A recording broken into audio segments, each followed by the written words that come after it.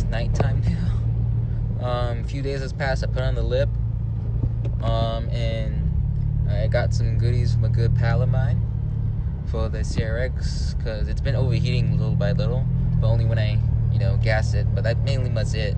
So, got stuff, heading back. Got some options whether to make a little more power. So, once the funds come into play, then power shall be ours, and I shall be everyone here, which will be the most fun thing to do. Okay, guys, it's the next day. Yeah, got really lazy to do this, but now I'm doing it. Taking off the head, gonna put the ARP head studs on and check and new head gasket, see if that works. Been a longer night. It's gonna be a fun night, that's for sure. Hopefully, and then maybe I'll order a slim fan so the clutch will not be running against the hose.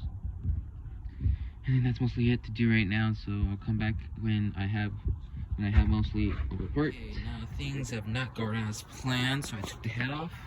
It's sitting right there. And known to my little eyes, there's cylinder 1 all intact, but there's cylinder 2 where you can see the stinking piston rings showing, but everything else is just fine and fucking dandy. I'm so pissed off right now. I don't know what to say. Really. I mean, the block doesn't have, the cylinder wall doesn't have any scrapes on it. And that's the only one that has it. I'm so sad. Everything else is fine. Zoom out. Cylinder 4, fine. Cylinder 3, fine. This one's fine. This one's fine. But no, not cylinder 2, because cylinder 2 said, fuck you.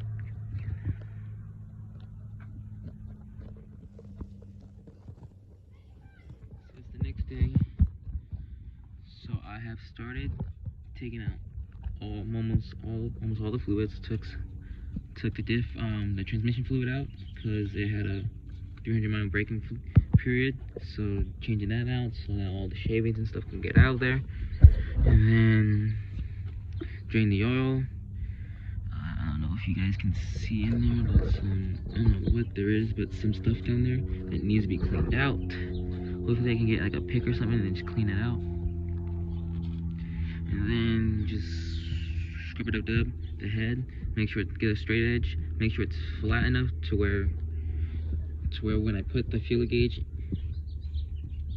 on, I can't tickle it right now, through it, that it only goes to the registered factory spec and nothing more, nothing less. So I'm gonna get that done right now. What else to do? And that's basically much it. I'm gonna take out the pistons, and I'm gonna send the photos to my guy who knows all this, so I know what pistons to run. I need to get some gauges, bore gauge, dial caliper, micrometer, and that's pretty much all the gauges I need to get to measure the bore in three different places. See if there's any anomalies in each of the cylinders, so we can get that out of the way. So if I need to take out the whole motor, I can take out the whole motor right here now, because I can get that stuff out the way, and then we can get this out, and then if it needs machine work, it can get machine worked. And I'm in a damn late because owning cars is kind of expensive. I don't just get cars though, I get shoes too, so that helps a lot. So let's get this done. Alright, so here's the piston I took out.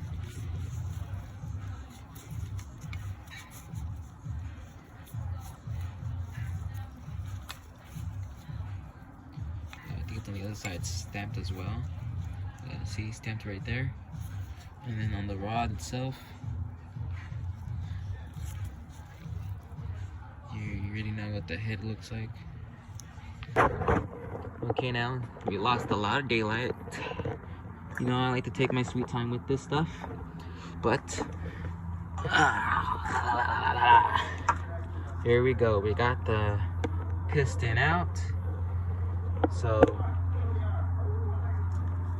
I talked to my specialist. I asked him if he had any place he would get him. He said he may have a set lying around. He don't know for sure, so he's gonna check.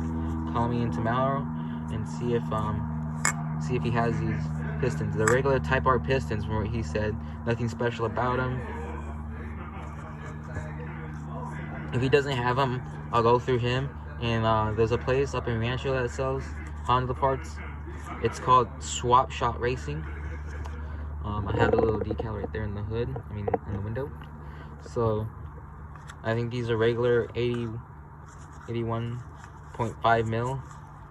You can get new piston rings for them. It comes with new piston.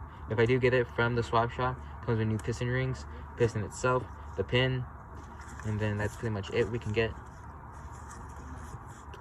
And then if it needs to be, we can get new bearings for it, have them machined to where how the old ones are. But that's pretty much it until the parts come in. This car is up on jack stands, about to maybe clean off the head bit with a razor blade and bag up the bottom end so that nothing gets through, and then wait for parts to come in. This is being a very expensive build, not a lie.